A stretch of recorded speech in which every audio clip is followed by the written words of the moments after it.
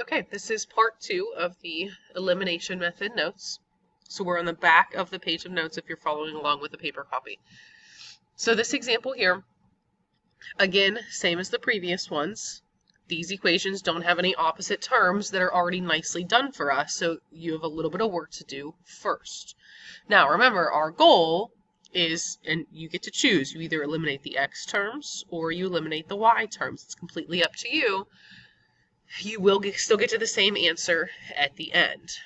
So in this case, because I can easily turn this 2x into a 6x, I'm going to choose to eliminate the x terms because it's going to take the least amount of work. I cannot multiply anything times 3 and get 5. So because of that, I'm going to stick with eliminating the x terms. Now, my first equation is a 6x plus 5y equals 19. So because I'm not doing anything to change that equation, I'm just going to rewrite it next to it. Then this second equation, I need this to be a 6x, but it also has to be a negative 6x so that these will cancel. Remember, you need the coefficients to be the same, but the signs to be opposite. So I need one positive, one negative. Since my original equation up top already had a positive 6x, I need this 2x to turn into a negative 6x. So in order to do that, I'm going to multiply by a negative 3. That'll change the sign of this. So when you multiply by negative 3, remember each term in the equation needs to get multiplied by that value. So negative 3 times 2x is a negative 6x. Negative 3 times a positive 3y is a negative 9y. And negative 3 times a positive 5 is a negative 15. Now that we have made our x terms how we want them to be, now I can add these together. Our x terms will eliminate, they will cancel out. 5y plus a negative 9y is a negative 4y. And then 19 plus a negative 15 is 4. So I have negative 4y equals 4.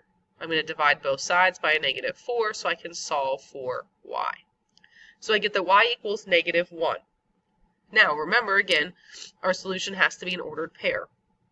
So I'm going to take my y value, I'm going to plug it back in. You just have to remember that you need to plug this back into one of the original equations, not an equation that you made.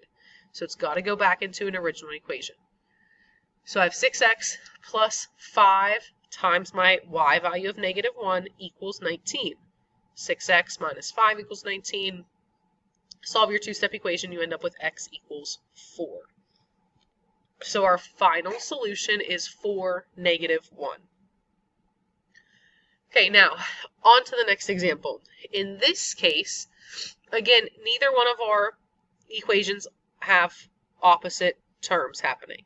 I have a negative 2x and a positive 3x, and I have a negative 5y and a positive 11y. So neither of these are opposites of each other. So because of that, we're going to have to do some multiplying. Now, again, you look at your terms. So if I look at just my x terms first, my smaller number is a negative 2. There is no way of me multiplying anything times a negative 2 and ending up with a 3 to make these my opposites.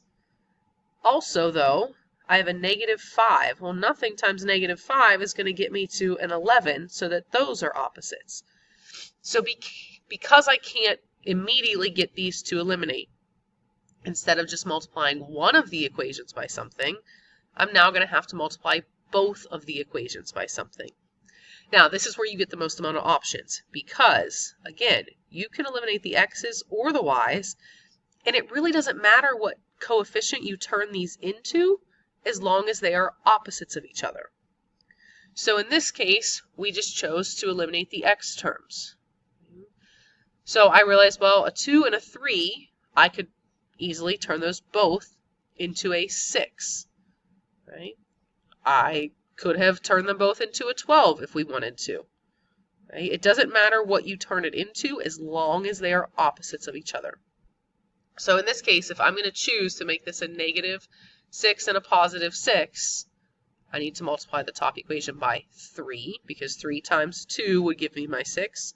And then in the bottom equation, 2 times 3 would give me a 6. So my entire top equation has to get multiplied by 3. which means I have to distribute that in. 3 times a negative 2x is a negative 6x. 3 times negative 5y is a negative 15y. 3 times a 9 is a 27. So that's my new equation. My new second equation, 2 times 3x is 6x, 2 times 11y is 22y, and 2 times 4 is 8. Now I'm going to add them like normal, and again, my x terms will eliminate. So it's truly not any different than the other types of equations. The only difference is that you have to multiply both of them instead of just one of the original equations. Regardless, when you add these together, negative 15 and a positive 22 is going to give you a positive 7y equals 35. When you add 27 and 8, divide both sides by 7, you end up with y equals 5. Now again, that's only half of your answer. So you take your y value of 5 and you plug it back into one of these two original equations. Solve your two-step equation, you get x equals negative 17. So our final solution is negative 17, 5. Now, in this third example, same as the previous, okay? You have to multiply both of these equations. I can't turn a 2 into a 7. I also can't turn a 3 into a 5. So this is where you get options. Okay? If we wanted to, we could eliminate the x terms. I could make this 2x and this 7x both a 14x and eliminate my x terms. Or I can eliminate my y terms. In this case, we chose to eliminate the y's. Does not matter which you choose, though. So if I'm going to choose to eliminate the y terms, okay, easiest thing to turn a 3 and a 5 into is a 15. Now, they are both positive to begin with. So remember, you need them both to be a 15, but they have to be opposite signs. So you choose which one you want to make the negative. Again, it doesn't matter. You just have to make that choice. So we chose to multiply the top equation by a positive 5. So I'm going to end up with a 35x plus 15y equals a negative 60. Everything in here got multiplied by 5. Bottom equation, if this is a positive 15y, then I need this to become a negative 15y. So because of that, I'm going to have to multiply by a negative 3. Negative 3 times 2x is a negative 6x. Negative 3 times 5y is a negative 15y. And then negative 3 times 38 is a negative 114. Add these equations together. 35x and a negative 6x, we're going to get 29x. Our y terms eliminate. And then we have negative 60 and a negative 114. It's going to give us a negative 174. It's okay if you're getting large numbers with any kind of equations like this. Still works out nicely. Divide both sides by 29. You get x equals negative 6. Again, plug that back into one of these two original equations. Solve for your y value, which ends up being 10. So the solution is negative 6, 10. All right, last example. In this case, you have to do some rearranging first. Now, it's very important with elimination method that these equations are always lined up correctly. If you notice in any of the other examples we've done on these notes, they've always been perfectly lined up.